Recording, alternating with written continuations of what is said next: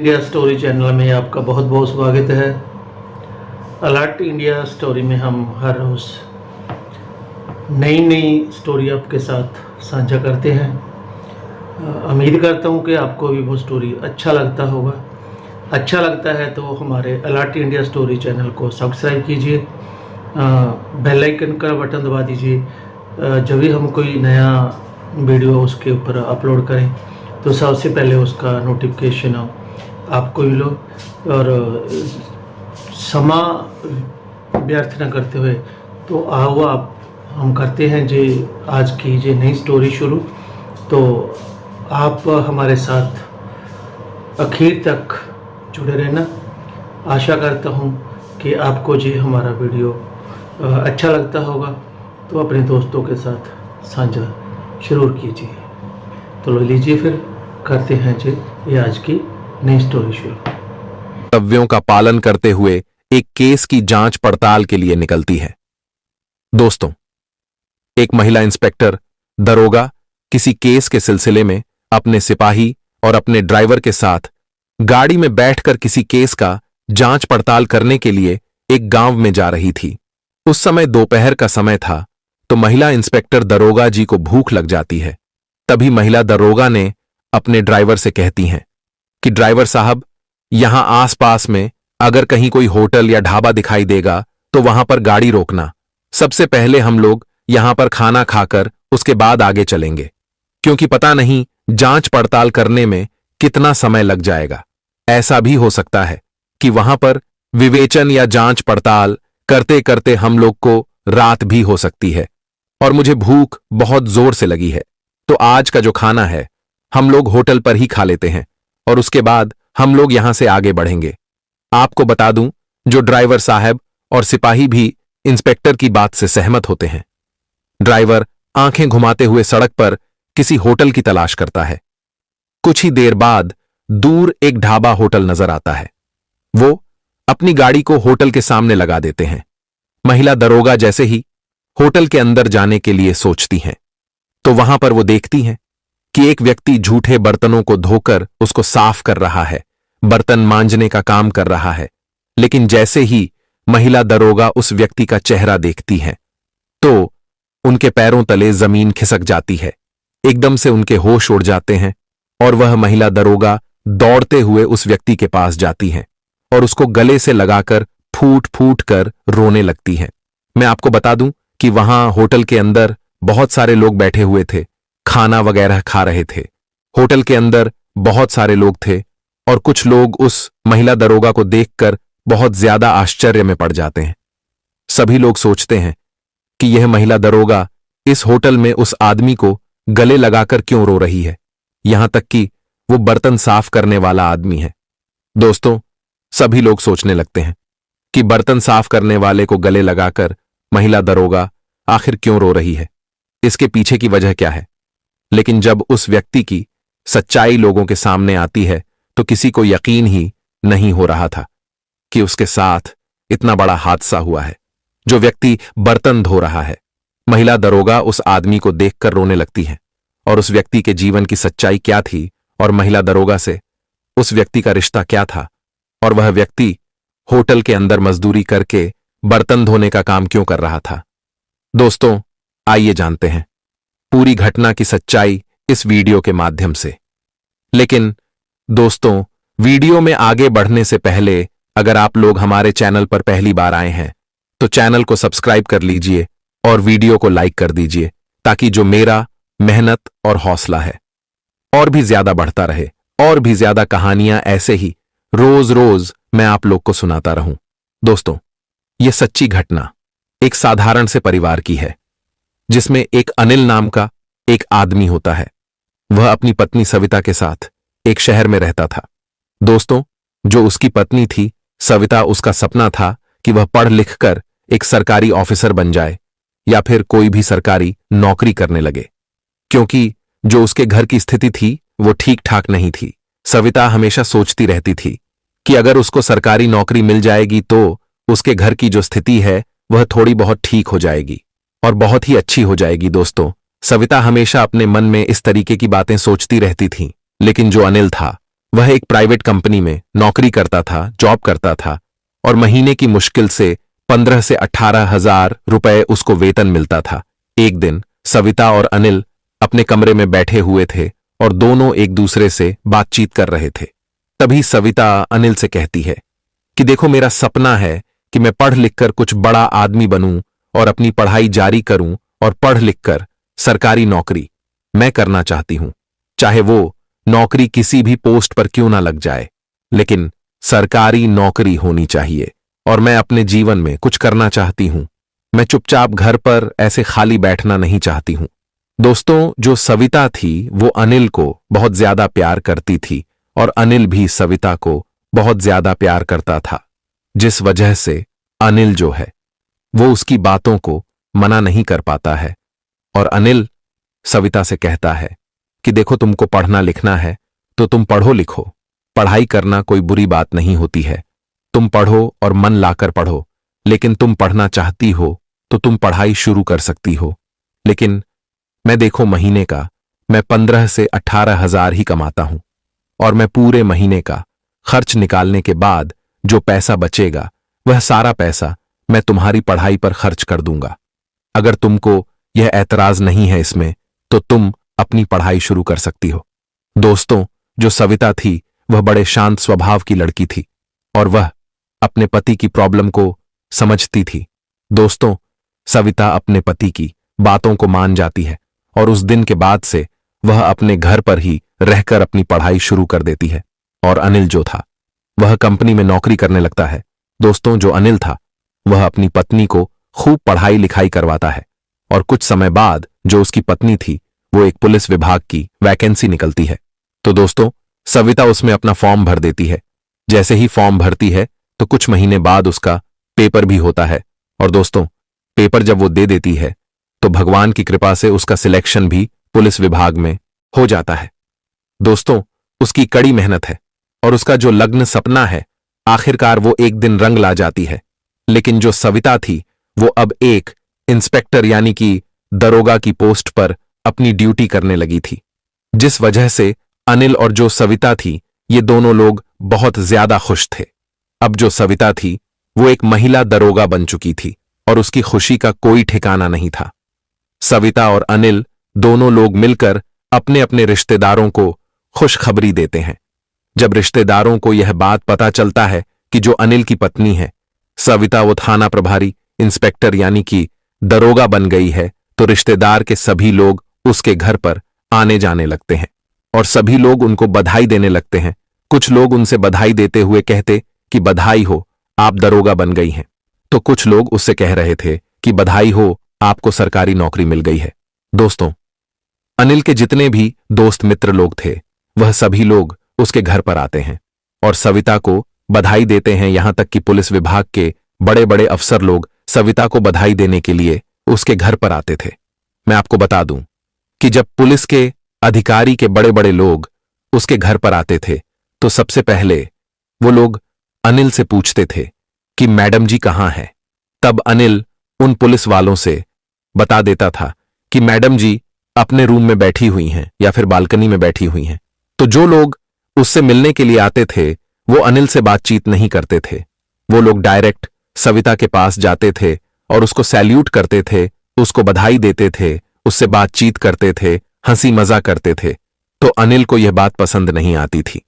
अनिल सोचता था कि कोई भी अगर घर पर आता है तो सबसे पहले वो मुझसे ना मिलकर मेरी पत्नी के पास मिलने के लिए चला जाता है, उसी से मिलता है, उसी से बातचीत करता है और जब बात खत्म होती है तो वो लोग मुझसे बिना मिले वो लोग अपने घर चले जाते हैं।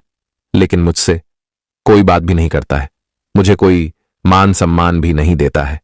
मेरी तो यहां पर कोई इज्जत ही नहीं है, कोई वैल्यू ही नहीं है। इसका मतलब तो यह है कि मैं अपनी पत्नी के सामने कुछ भी नहीं हूं और मैं दिन रात मेहनत करके एक एक रुपए जुटाकर मजदूरी करके मेहनत करके कैसे भी पैसा बचाकर मैंने सारा पैसा अपनी पत्नी के ऊपर खर्च किया, उसको पढ़ाया लिखाया, उसकी जिम्मेदारियों को मैंने संभाला, तब जाकर मेरी पत्नी इस मुकाम को हासिल कर पाई है। लेकिन आज कोई भी व्यक्ति मेरी बात कर ही नहीं रहा है, मेरी कोई वैल्यू ही नहीं है, मुझे कोई समझ ही नहीं रहा है। जो अनिल था वो इस तरीके की बातों को अपने दिल और दिमाग में सोचने लगता है, और यह जो सारी बातें हैं वो उसके दिमाग और दिल में एकदम से बैठ जाती हैं। इसी को सोच सोच के वो परेशान होने लगता है। तभी अनिल एक दिन फैसला लेता है। दोस्तों, अनिल सोचता है कि ऐसी पत्नी के साथ मैं कभी भी नहीं रहना चाहूंगा जिसके सामने मेरी कोई इज्जत ही ना हो। दोस्तों, अनिल अपनी पत्नी से तलाक लेने का फैसला करता है और वह सोचता है कि मैं अगर अपनी पत्नी से अलग रहकर दूसरी दुनिया बसाऊंगा तो मेरी जिंदगी खुशहाल होगी और इस तरीके की जिंदगी मुझे नहीं झेलनी पड़ेगी। अपनी पत्नी के अंडर में मुझे नहीं रहना पड़ेगा। अनिल वो सोच रहा था कि ऐसे घर में रहने का क्या मतलब है जहां पर मेरी कोई अहमियत ही ना हो। सिर्फ और सिर्फ उसकी पत्नी से कोई मिलने के लिए आता है, उसी से हंसी मजाक करता है और फिर वो लोग चले जाते हैं। दोस्तों, जो अनिल था वो अपने घर पर एकदम से अकेले पड़ गया था, क्योंकि अब जाहिर सी बात है कि पत्नी अपनी ड्यूटी कर रही है तो लोगों से मिलना जुलना, रात को आना जाना, कहीं कोई जांच पड़ताल करना होता था। तो वो एक एक दिन तक घर से बाहर रहती थी, तो जो अनिल था तो घर पर एकदम से अकेला पड़ जाता है और उसके जो घर के आसपास के लोग थे वो लोग उसको ताना मारने लगते हैं। वो लोग उसको कहते थे कि तुम अपनी पत्नी के पैरों पर जी रहे हो और गांव में रहकर अपनी पत्नी के पैसे का खाना खा रहे हो। अपनी पत्नी के बदौलत तुम अपनी जिंदगी गुजार रहे हो। गांव के आसपास के लोग जो थे वो इस तरीके की बातें करने लगते हैं, जिस वजह से अनिल बहुत ज्यादा तंग आ जाता है।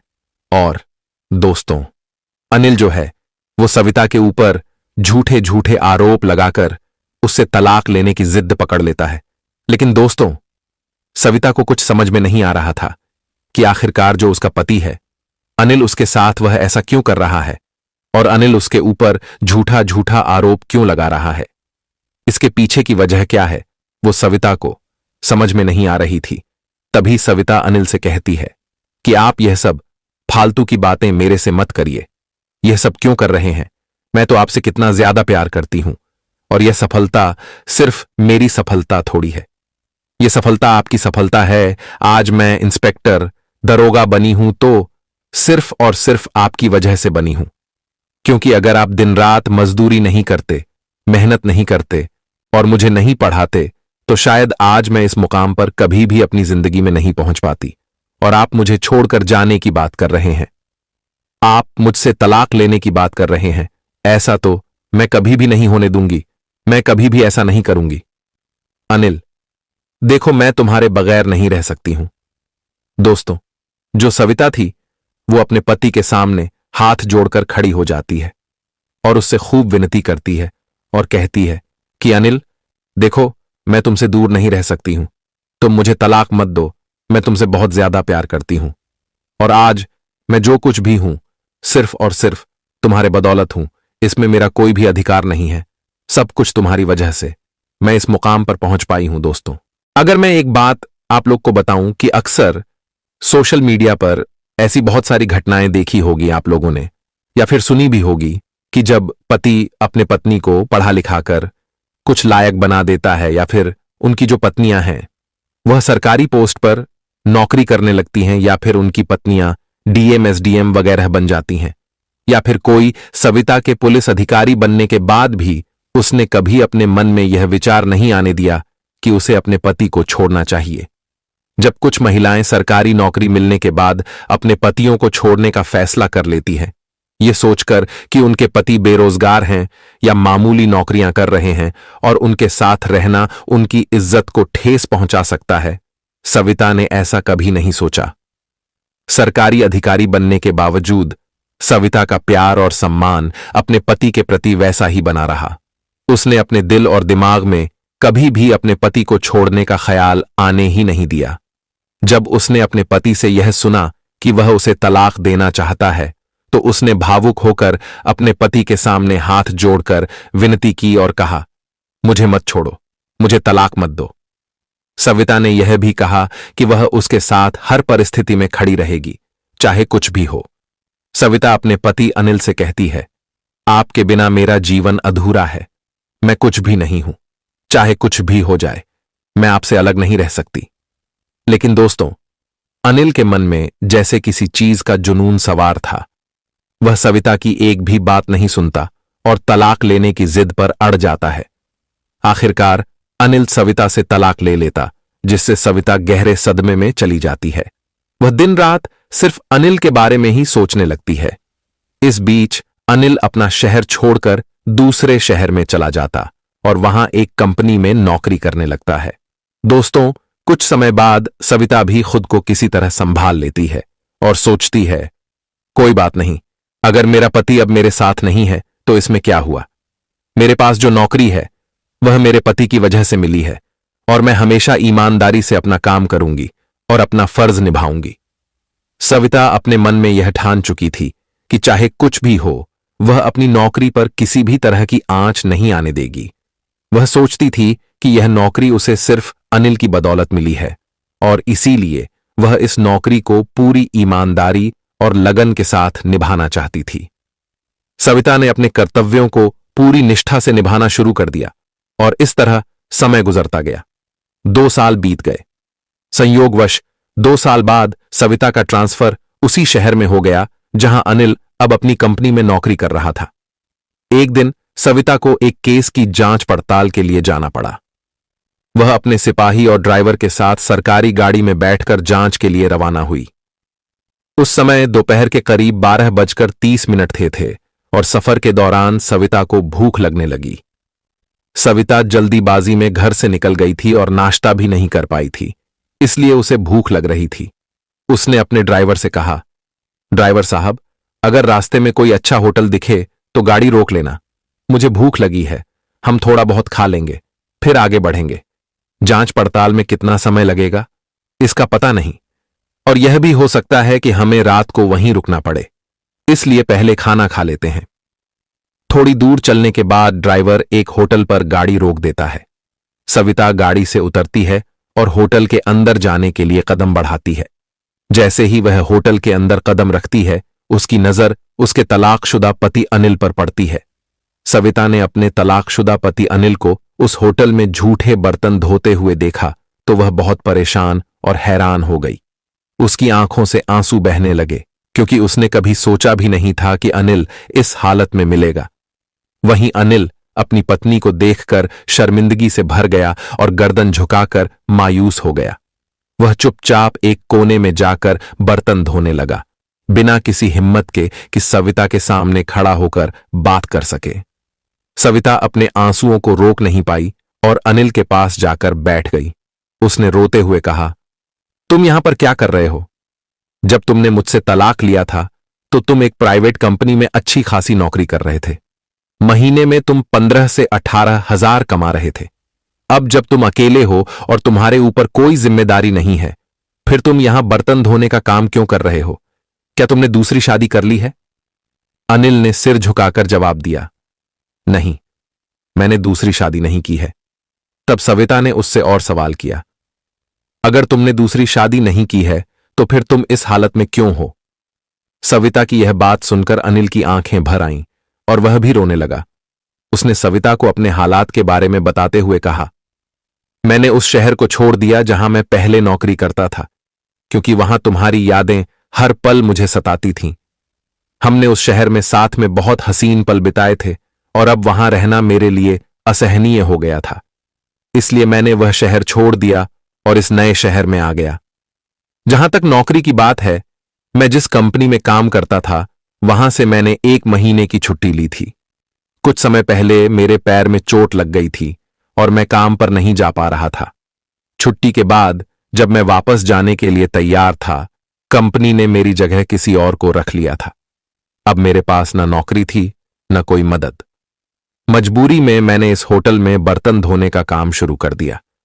मुझे इस काम से कोई शर्म नहीं है, लेकिन मेरे हालात ने मुझे यहां तक पहुंचा दिया। अनिल ने आगे बताया, जब मैं छुट्टी लेकर घर पर बैठा था तो काफी दिक्कतों का सामना करना पड़ा। जैसे ही मैं ठीक हुआ और 1 महीने बाद वापस अपनी कंपनी में नौकरी करने गया तो उन्होंने मुझे काम पर रखने से मना कर दिया। मैं बहुत परेशान हो गया था। मैंने उनसे बहुत विनती की, लेकिन उन्होंने मेरी एक बात नहीं सुनी। निराश होकर मैं अपने कमरे पर लौट आया। कई दिनों तक मैं अपने कमरे में ही बैठा रहा और इधर उधर नौकरी की तलाश करता रहा, लेकिन कहीं भी काम नहीं मिला। समय बीतने लगा और धीरे धीरे मेरी बचत भी खत्म हो गई। मुझे नहीं समझ आ रहा था कि क्या करूं और कहां जाऊं। इसी वजह से मुझे मजबूर होकर इस होटल में बर्तन धोने का काम करना पड़ा। मैंने सोचा कि कोई काम छोटा या बड़ा नहीं होता, लेकिन यह मेरे जीवन की सबसे कठिन परीक्षा बन गई है। अनिल ने अपनी कहानी आगे बढ़ाते हुए कहा, मुझे कहीं भी नौकरी नहीं मिल रही थी और मेरे पास जो पैसे बचे थे वो दवाई पर खर्च हो गए। इसके बाद मैं इधर उधर भटकने लगा और एक एक रुपये के लिए तरसने लगा। मजबूरी में मेरे पास खाना खाने के लिए भी पैसे नहीं थे। मैंने सोचा कि जिंदा रहने के लिए मुझे खाना तो खाना पड़ेगा और इसके लिए कहीं ना कहीं मजदूरी तो करनी पड़ेगी, पैसा तो कमाना ही पड़ेगा। इस वजह से मैंने वह शहर छोड़ दिया और यहां इस होटल पर आया। जब मैं यहां आया तो मेरी बातचीत होटल के मैनेजर से हुई। उन्होंने बताया कि इस होटल में कोई जगह खाली नहीं है, सिर्फ झूठे बर्तनों को धोने का काम उपलब्ध है। मैनेजर ने मुझसे कहा, अगर तुम बर्तन धोने का काम कर सकते हो तो 2-3 महीने यह काम कर लो। अगर कोई दूसरी पोस्ट खाली होगी तो मैं तुम्हें वो काम दे दूंगा। इसलिए मैंने कुछ दिनों से यहां बर्तन धोने का काम शुरू कर दिया है। मुझे महीने में 8 से 10 हजार रुपये मिल जाते हैं और ऐसे ही मैं अपनी जिंदगी को गुजार रहा हूं। यह काम मेरे लिए आसान नहीं है, लेकिन मुझे जीने के लिए कुछ न कुछ तो करना ही पड़ा। अनिल ने जब सविता को अपनी परेशानियों के बारे में बताया तो वह फूट फूट कर रोने लगा। सविता ने उसे सांत्वना देते हुए कहा, देखो, मैंने तुमसे कितनी बार कहा था कि मुझे तलाक मत दो, लेकिन उस समय तुमने मेरी एक भी बात नहीं सुनी। तुमने मुझे तलाक देकर छोड़ दिया। मैं तो तुमसे दरोगा बनने से पहले भी प्यार करती थी और आज भी उतना ही प्यार करती हूं। तुमसे बिछड़ने के बाद मैं कई सालों तक सदमे में रही, लेकिन तुम एक बार भी मेरे पास लौट कर नहीं आए। आज तक तुमने मुझसे फोन पर बात करने की भी कोशिश नहीं की। खैर, जो हो गया वो हो गया। अब इस सब बात करने से कोई मतलब नहीं है, लेकिन मुझे एक बात बताओ, तुमने मुझे उस दिन तलाक क्यों दिया?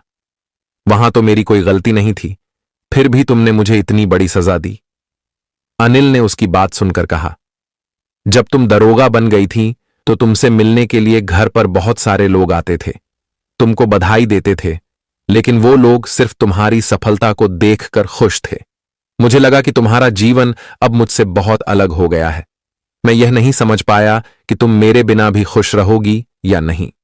अनिल ने अपनी बात को जारी रखते हुए कहा, सिर्फ तुम्हें मान सम्मान देते थे और बधाई देते थे, लेकिन मुझे कोई नहीं समझता था।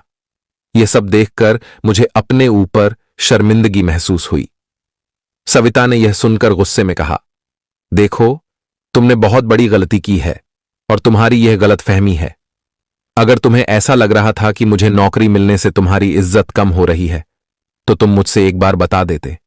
मैं तुम्हारे लिए अपनी नौकरी भी छोड़ देती, लेकिन मैं अपने आप को तुमसे दूर नहीं होने देती। मैं आज भी तुमसे उतना ही प्यार करती हूं जितना दरोगा बनने से पहले करती थी।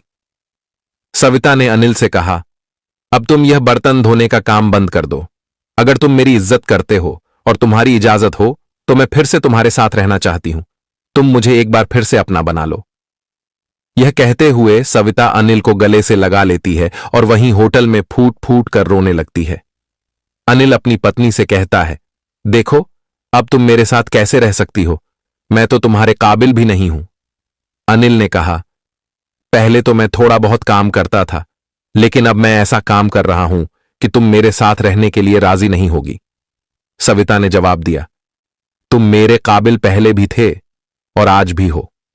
तुम्हारी गलतफहमी और गलत सोच के कारण हम बिछड़ गए थे। यही वजह है कि हम अलग अलग रहने लगे। कहते हैं ना, गलतफहमी में आकर किसी का हंसता खेलता जीवन बिखर जाता है और एक खुशहाल परिवार भी उजड़ जाता है। कुछ ऐसा ही हमारे साथ हुआ। तुम्हारे दिल और दिमाग में जो गलतफहमियां बैठी हुई थीं, उसी वजह से तुमने मुझे तलाक दिया था, लेकिन मैंने ऐसा कुछ नहीं किया था। देखो, मैं डायरेक्ट इंस्पेक्टर बन गई थी, इसलिए सभी की निगाहें मुझ पर थीं। लोग मुझे बधाई देने के लिए आ रहे थे।